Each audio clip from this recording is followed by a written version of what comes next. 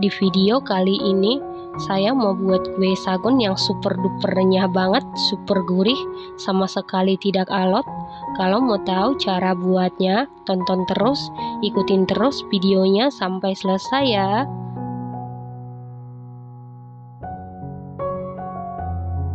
Pertama-tama siapkan panci, lalu masukkan 2 butir kelapa parut setengah tua bagian putihnya saja atau setara dengan 930 gram.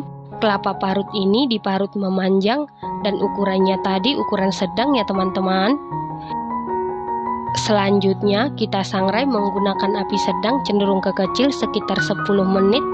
Ini kita sangrai jangan sampai mengering, cukup sampai kadar santannya berkurang.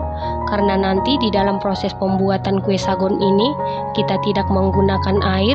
Karena kalau menggunakan air hasil kuenya bisa keras ataupun alot. Setelah sekitar 10 menit disangrai menggunakan api sedang cenderung ke kecil, ini sudah bisa, kemudian sisihkan sebentar. Selanjutnya untuk pancinya tadi kita cuci bersih kemudian dilap sampai kering. Setelah itu masukkan 500 gram tepung ketan putih setara dengan 50 sendok makan. Lalu tambahkan 2 helai daun pandan supaya lebih wangi. Selanjutnya kita sangrai menggunakan api sedang cenderung ke kecil. Kita sangrai sekitar 10 menit cukup sampai tepungnya ringan. Ini disangrai terus supaya bawahnya tidak gosong. Setelah 10 menit ini sudah terasa ringan dan daun pandannya sudah layu. Ini sudah bisa. Kemudian sisihkan sebentar dan biarkan dulu sampai benar-benar dingin atau suhu ruang. Selanjutnya, siapkan wadah yang lebih besar, lalu masukkan tepung ketan putih yang sudah kita sangrai sebelumnya, dan ini tepungnya sudah dalam keadaan dingin atau suhu ruang. Lalu masukkan 260 gram gula pasir, setara dengan 18 sendok makan, 1 sendok teh vanili bubuk bisa diganti dengan vanili cair, 1 sendok teh garam supaya lebih gurih, kemudian aduk-aduk sampai tercampur dengan rata. Setelah rata, masukkan kelapa parut yang sudah kita sangrai sebelumnya, dan ini kelapa parutnya sudah dingin atau suhu ruang. Lanjut aduk-aduk sampai tercampur dengan rata. Ini cukup diaduk-aduk saja menggunakan sendok, jangan sampai diuleni menggunakan tangan, karena kalau diuleni menggunakan tangan, hasil kuenya bisa keras. Kalau ada adonan yang menggumpal atau bergerindil, bisa kita pecahkan menggunakan sendok. Setelah tercampur rata dengan baik seperti ini, selanjutnya ini siap kita cetak. Nah, untuk cetakan ini saya menggunakan cetakan kue sagon yang jadul dan saya beli di toko bahan kue. Selain di toko bahan kue, di online shop juga banyak.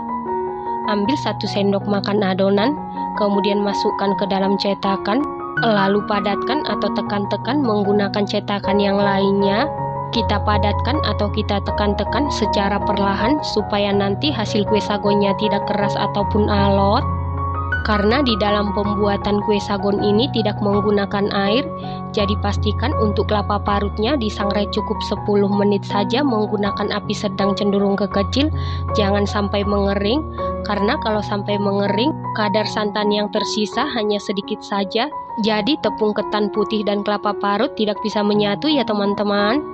Setelah sebagian adonan selesai dicetak, kemudian ini siap kita panggang. Dan ini oven listriknya sebelumnya sudah dipanasi di suhu 170 derajat Celcius, api atas bawah selama 15 menit. Dan ini ovennya sudah dalam keadaan panas. Lalu masukkan loyang yang berisi adonan ke dalam oven. Kita taruh di rak bagian tengah, kemudian panggang di suhu 170 derajat Celcius, api atas bawah selama 40 menit sampai matang atau sesuaikan dengan oven masing-masing. Dan untuk oven tangkringnya ini sebelumnya juga sudah dipanasi sekitar 15 menit menggunakan api sedang cenderung ke kecil, dan ini ovennya sudah dalam keadaan panas. Lalu masukkan loyang yang berisi adonan ke dalam oven. Di sini sekaligus saya panggang 2 loyang, saya taruh di rak paling atas dan di rak paling bawah. Panggang menggunakan api sedang cenderung ke kecil sekitar 40 menit.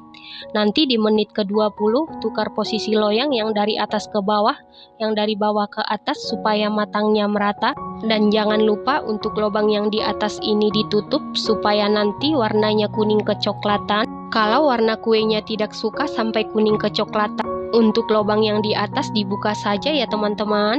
Setelah 20 menit tukar posisi loyang, yang dari atas ke bawah, yang dari bawah ke atas supaya matangnya merata. Selanjutnya kita kembali ke oven listrik. Setelah 40 menit ini sudah matang, kemudian angkat dan keluarkan dari oven. Nah, untuk oven tangkring total pemanggangannya sudah 40 menit. Ini sudah matang, kemudian angkat dan keluarkan dari oven. Setelah itu biarkan dulu sampai hangat. Setelah hangat, keluarkan dari cetakan, dan mengeluarkannya dari cetakan juga sangat mudah.